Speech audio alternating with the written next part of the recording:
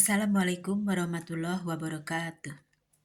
Perkenalkan, saya Ayu Sumiati dari SMPN 1 Pangalengan akan mempresentasikan sebuah buku yang berjudul Menyisir Jalan Menangkap Matahari.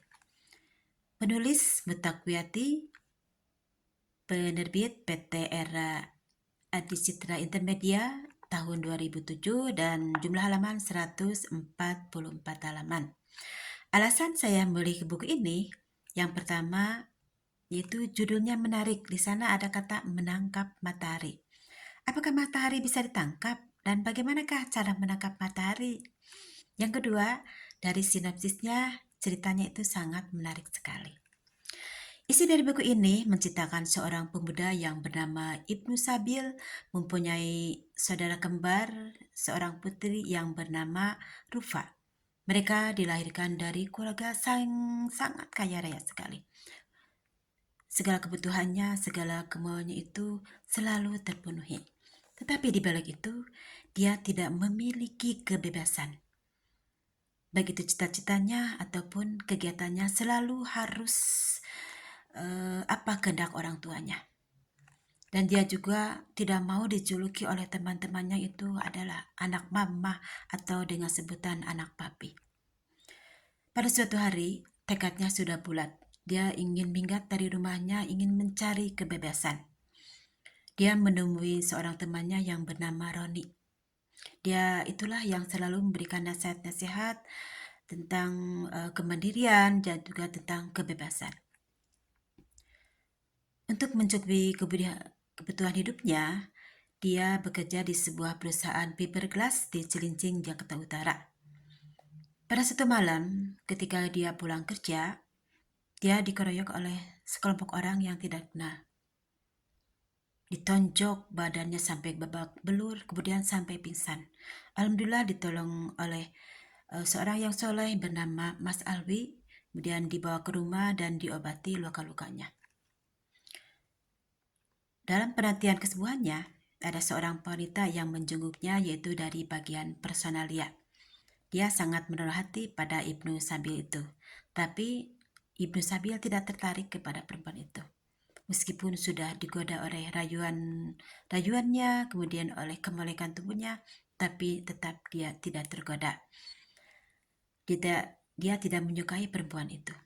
Akhirnya selamat dari godaan tersebut. Pada suatu hari, di perusahaan rame-rame akan mengadakan demonstrasi, yaitu ingin memperjuangkan buruh. Dia juga terlibat di dalamnya karena dia juga senang kebebasan dan dia juga ingin memperjuangkan para buruh dan juga ingin memperjuangkan orang-orang miskin yang tertindas oleh pemimpin yang jolim atau pemimpin yang serakah. Esokan harinya, dia dipanggil oleh pemimpin perusahaan bahwa dia nyatakan dipecat katanya, di PHK tanpa alasan dan sebab apapun. Dia juga heran, kecewa, mengapa sampai dipecat. Dia bilang katanya bahwa dia adalah dalang dari demonstrasi itu. Akhirnya dia meninggalkan rumah temannya itu, kemudian dan di satu jalan dia dihadang oleh perampok 3 orang yang mengambil barang juga mengeroyok badannya sambil dia pingsan. Alhamdulillah dia ditolong oleh seorang ustadz, kemudian diobati sampai sembuh dan juga dibawa ke rumahnya. Karena dia tidak enak menumpang di orang lain, dia minta pekerjaan. Akhirnya diberi pekerjaan menjadi cleaning service. Kemudian dia juga ditawari untuk menjadi supir pribadi. Setelah menjadi supir pribadi, dia juga ditawari menjadi supir taksi yang dimiliki oleh teman Pak Ustadz tersebut. Selama dia menjadi supir pribadi dan juga supir taksi, ada 2 peristiwa yang menimpa dirinya, yaitu dia disergap oleh 2 orang pemuda, dibawa ke sebuah tempat dan matanya itu tertutup. Dia ditanya, dan disuruh menjawab kegiatan apa saja yang dilakukan oleh ustadz itu dan siapa saja yang berada di dalam rumah ustadz itu. Tapi dia bungkam. Mengapa? Karena memang dia tidak tahu kegiatan ustadz itu apa. Memang dia sering melihat bahwa di sana sering banyak orang yang hilir mudik atau banyak tamu, tapi dia tidak tahu kegiatan apa yang dilakukannya. Kemudian dia disiksa sampai mukanya berdarah, sampai sakit mukanya, dan juga badan-badan juga sampai sakit. Tapi memang dia tidak tahu, dia tidak memberitahukannya, meskipun dia ditawari oleh uang. Akhirnya karena tidak ada keterangan yang dapat diambil, dia dibebaskan. Pada suatu hari, dia sedang membawa taksinya, dia bertemu dengan temannya yaitu Roni. Ingin diantarkan ke sebuah tempat yaitu tempat perkumpulan. Dia tidak banyak nanya, yang penting dia sudah ini menyampaikan atau mengantarkan Roni tersebut. Dan waktu bersamaan, dia bertemu dengan adiknya Rupa. Rupa juga sama, ingin diantarkan ke tempat pertemuan itu. Kemudian Ibu Sabil tidak mengantar ke tempat itu karena dia ingin melepas rindu dengan adiknya yang sudah lama tidak bertemu. Akhirnya adiknya bercerita bahwa dia menuju sana itu untuk mencari seorang laki-laki karena telah menghamili dirinya. Kemudian dia memperlihatkan fotonya. Ternyata foto itu adalah pemuda yang menyegapnya. Maka terpukullah Ibnu Sabil. Izan sampai menangis. Dia tidak bisa menjaga adiknya.